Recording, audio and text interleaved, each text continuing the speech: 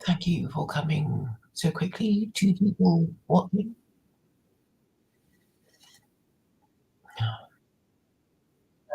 Rather frustrating day of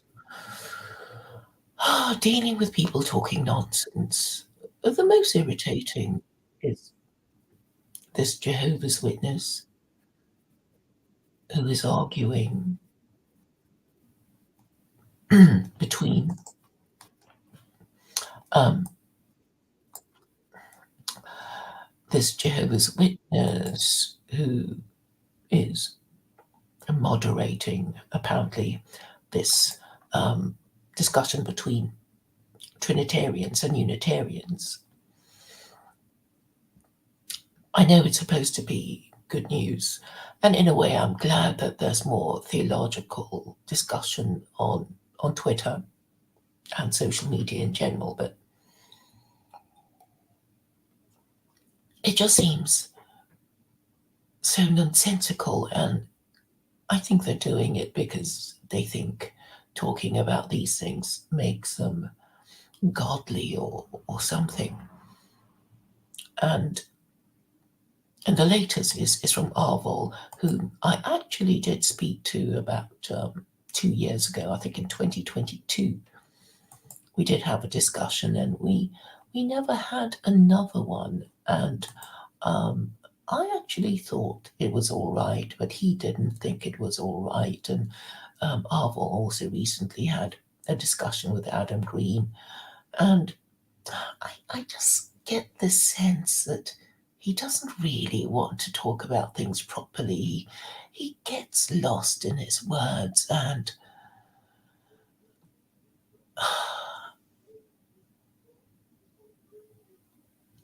I don't know if he really cares, if it means anything or not, or that he understands what people are saying to him.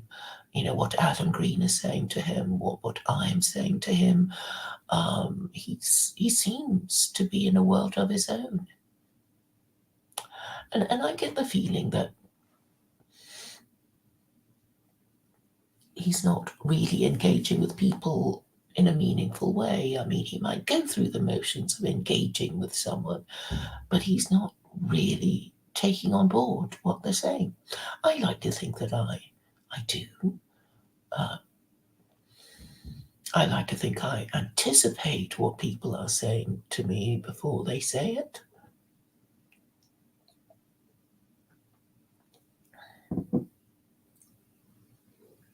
But so much that goes on is nonsense or just unconnected. Uh, I don't know. I can't even describe it. You know, when you're talking to somebody, you know they're not getting what you're saying because what they say in response is not really related to what you're saying, or a misunderstanding of what you're saying, or a deliberate attempt to change the subject. But anyway, Aarvoll is talking about theology, and what I remember of his position, and I think he still has that position, is that he thinks Christianity is still the way, and he can mix it up with Hinduism. And I did ask him a few tough questions last time I spoke to him, but he doesn't really get it and thinks he can just carry on and not take on board what is being said to him. But then so many people do that. They're in a world of their own. So I think what I'll do is read his Twitter essay and then break it down to show you what nonsense it is. So I have to read it all the way through the first time. And it will be very boring, but it helps me. So off I go. He begins. I'm against dogma because I don't think we can cleanly segregate scientific from philosophical, from theological truth. I mean, it's not even grammatical. It doesn't even make sense. I'll continue. We don't understand the connection between metaphysics and physics a priori. And so, for all we know, committing to some given metaphysical dogma could mean barring ourselves from improving our physical theories. More nonsense. Having correct physical theories matters for economics and war, so not understanding the world faithfully carries existential risks. That halfway makes sense. I don't think you can put theological truths in a box by themselves and leave metaphysics and the sciences alone. I think theological truths necessarily have implications for all philosophy and science. When someone can make unique and repeatable physical predictions on the basis of their revealed theology, I'll consider adopting it on fiat even if human reason can't fathom it. But there are a bunch of contradicting revealed theologies out there, which we all have, in my opinion, very tenuous supporting arguments as to why each of their particular tenets ought to be adopted, and none of them has produced a whit of new physics. It's just nonsense, isn't it? He continues, dogmatic theology has used the work of philosophers to build its edifice, but then hamstrung philosophy by telling it certain lines of theorizing are off limits, even if they're supported by natural theology and science. Dogmatic theology asks you for total submission without having to prove anything to you. Philosophy and science gives you abundance and insight and asks you only for your good faith, humility, and effort. If we know a tree by its fruits, then what seems more fruitful, dogma or philosophy? What's the case for dogma that addresses these arguments? What the fuck? What is he saying? It's not just him. A lot of people write like that. And you think, what the hell do they mean? What are they trying to say? Did he pass his English language test? Did he go to university? Did he write an essay? Okay, so we don't know anything about him. We don't know if he's a college dropout. And even if he did get his bachelor's, well, anybody gets a pass these days, right? So having read what he just posted on Twitter, his Twitter essay, it doesn't actually make sense. It doesn't make sense grammatically, it doesn't make sense. As a whole, I can only guess. Why do people write like that? What are they trying to say? Are they stupid or just mad?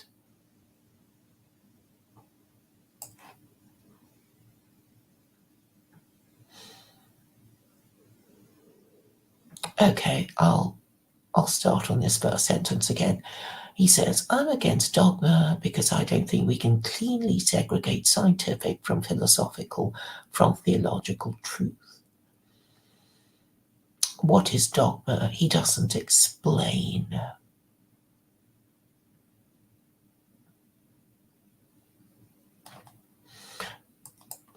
We can have an example of dogma.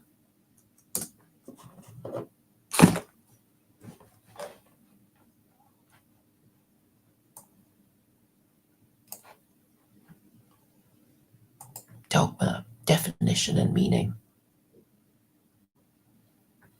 Something held as an established opinion, a code of such tenets.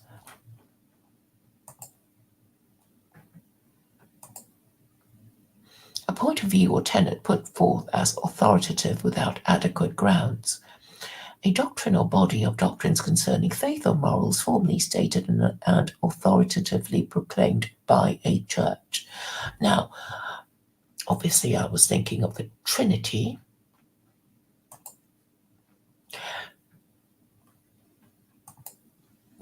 Does Aarvoll mean the Trinity? knows what he means.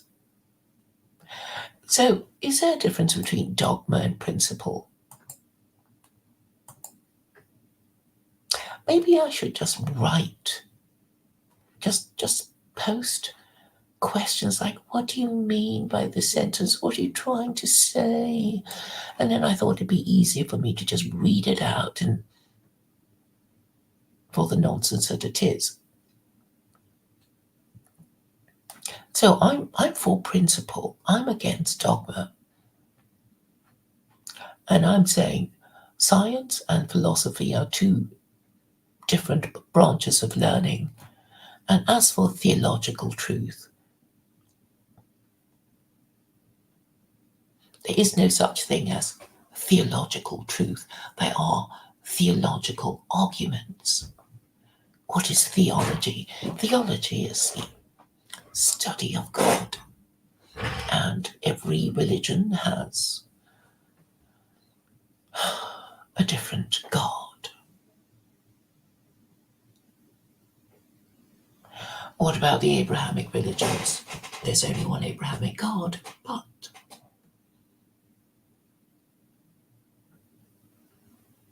Christians have the Trinity. The Trinity is dogma.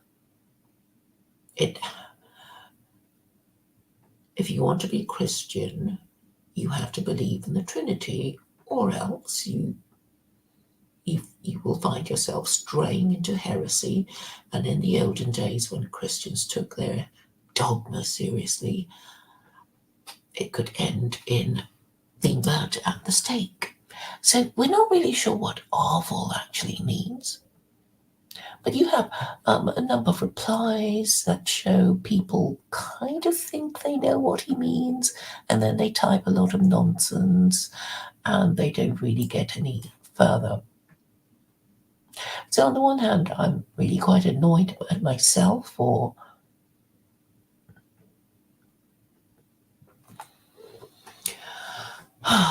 even attempting to make sense of what he's saying. But then it irritates me so much, I feel I have to untangle this Gordian knot of a Twitter essay when there are just so many wrong premises. And I already feel utterly defeated after the first sentence. So he can barely express himself in English. He wants to talk about complicated ideas, and he's using them all wrong. I particularly object to theological truth. So theology is the study of God, and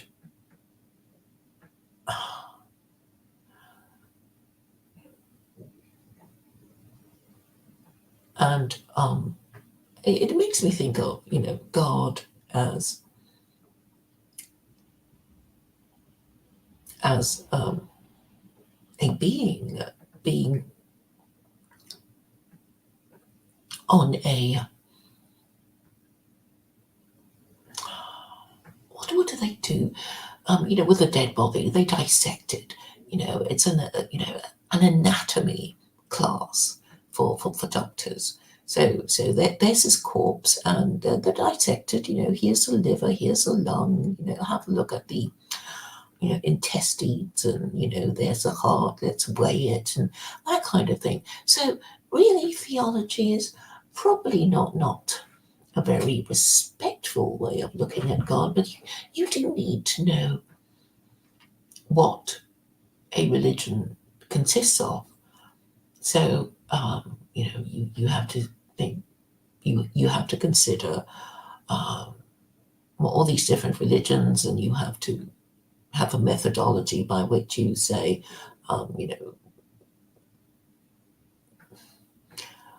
these people of this religious group believe in X, and they do Y, and they consider Z to be a good thing, and they consider A to be a bad thing, for example. So in this kind of dissection of a religion, you'll see that you're basically saying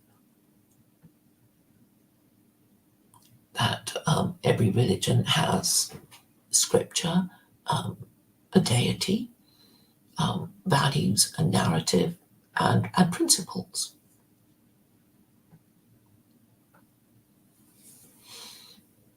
And scripture is the most important thing of all, because if you don't have scripture, you don't have rules. If you don't have rules, what happens is that you get the person who is nominally the founder of the religion. He gets to say what he thinks the religion means, and he could change his mind.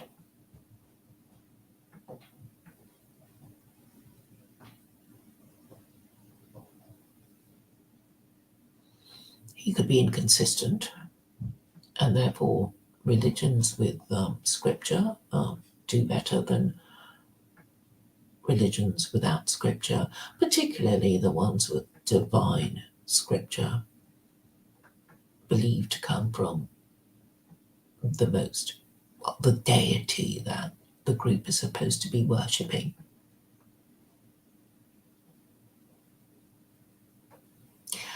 So I think people should already know that, the best religions, the most powerful religions are the religions of divine revelation, and they would be Judaism and Islam. Now, what about Christianity, you ask? Because Christianity has scripture, but it's obviously been a cannibalization of the Torah and the Tanakh. So basically, the Christians appropriated the Old Testament from the Jews, and then they stuck the New Testament to the Old Testament. And actually, I get it. I get how offensive it is. Imagine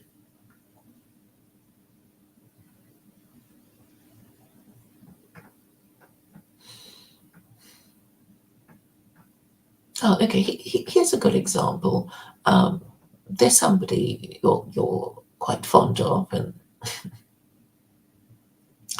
they died, and then and somebody who's been hostile to you basically took their corpse away and beheaded that corpse and stuck a head on top of the corpse of the person that you revere. This is, I think, quite a good analogy. I think this is what Christians did to Jews. So they took their God of Israel and beheaded him, and then put the head of an executed blasphemer on the head of the beheaded corpse. That's what Christians have done. And they either don't know it or they don't care.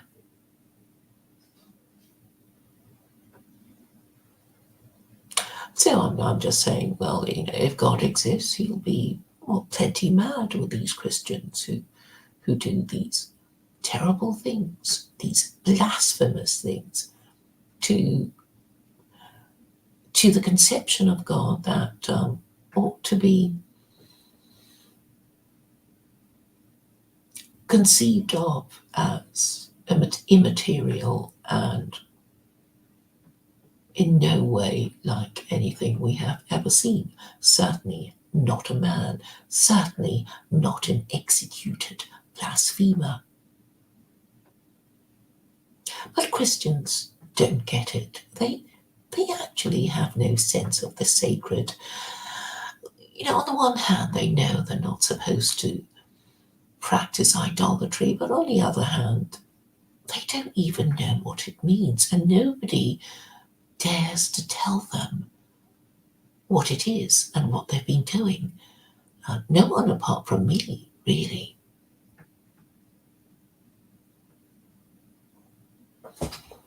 And that's why they talk nonsense. People like Aarvoll talk nonsense. He wants to be Christian. He wants to mix up Christian ideas with Hindu ideas. Both of them idolatrous. Second paragraph, we don't understand the connection between metaphysics and physics a priori. Don't we? As far as I know, metaphysics is beyond physics. So physics is, material things. What happens to physical objects, at speed, at light, at the speed of sound, that sort of thing. But metaphysics, when we talk about metaphysics, we talk about abstract ideas. And then he talks about committing to some given metaphysical dogma. Could mean barring ourselves from improving our physical theories. So is he some kind of physicist or some kind of philosopher, or is he just talking nonsense? Third paragraph, having correct physical theories and matters for economics and war. So not understanding the world faithfully causes existential risks. Yes, planes could fall out of the sky if you don't understand physics properly and you don't build your planes properly like Boeing.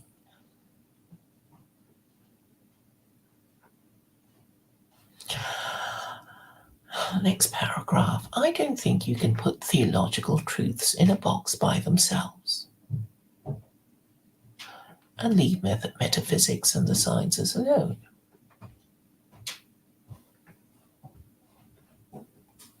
I think theological truths necessarily have implications for all philosophy and science.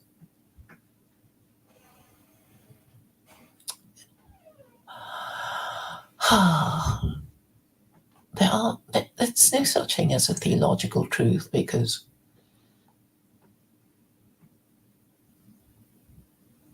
we don't even know if God exists. So to talk about theological truths is a nonsense, and he won't be able to give examples of it unless he's going to say the Trinity is a theological truth because it is true that the Christians believe in the Trinity. I don't even know if that's what he means. And obviously theology is a separate subject to examining other abstract ideas. So theology is separate from philosophy and any other abstract idea.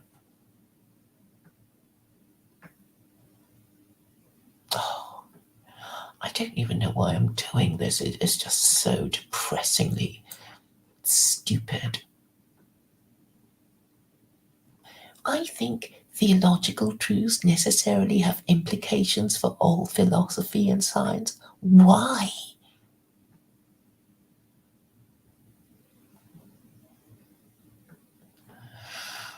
Next paragraph. When someone can make unique and repeatable physical predictions on the basis of their revealed theology, I'll consider adopting it on fiat, even if human reason can't fathom it. What? But there are a bunch of contradicting revealed theologies out there. He gives no examples, which all have very tenuous supporting arguments as to why each of their particular tenets ought to be adopted. And none of them has produced a whit of new physics. So he's basically confusing. He's saying theologies has something to do with physics. Really, if this really is extraordinarily nonsensical. And then he says, dogmatic theology has used the work of philosophers to build its edifice. Really?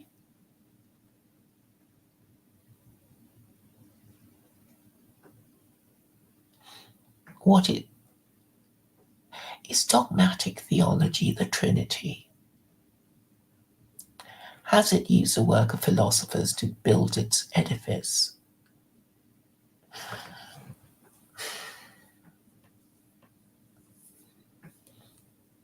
I suppose you could mean that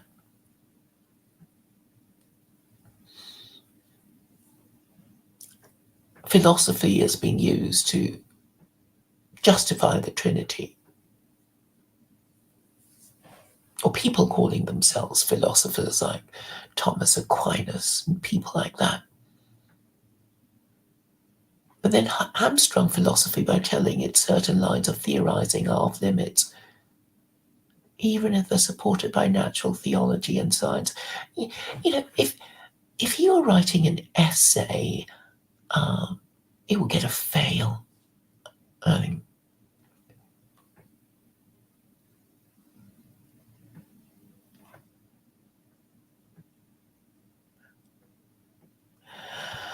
dogmatic theology asks you for total submission without having to prove anything to you.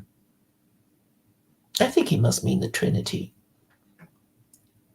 Philosophy and science gives you abundance and insight and asks you only for your good faith, humility, and effort.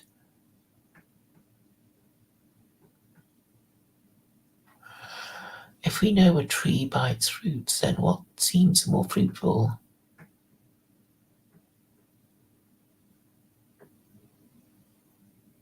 Dogma or philosophy? So is he saying which is better, the Trinity or Western philosophy? They're both shit, aren't they? They're both shit. What's the case for dogma that addresses these arguments? What arguments? So he's basically posted a bunch of nonsense. And I've spent, how long have I spent trying to... Yes, Kevin Ryan, do you want to come on?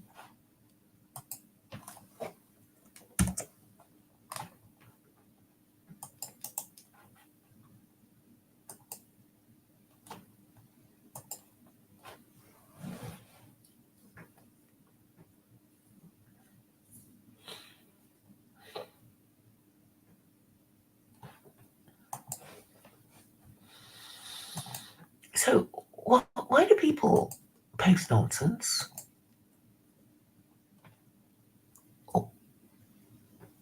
I mean, can you...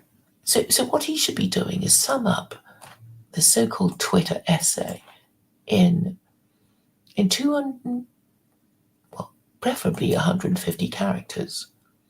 And then maybe we can work out what he was really trying to say. So I'm guessing that he's talking about the Trinity without talking about the Trinity. Well, why doesn't he just say what he means?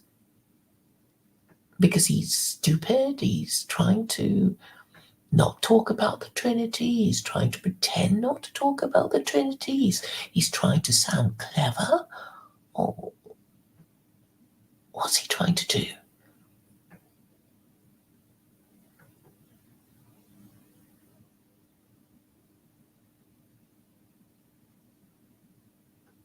What's the case for dogma that addresses these arguments? What arguments?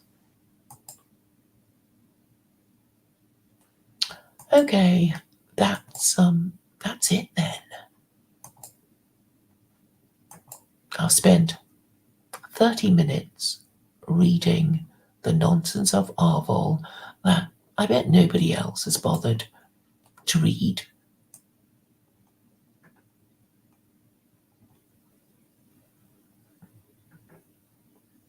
I mean, why is everybody so fucking stupid?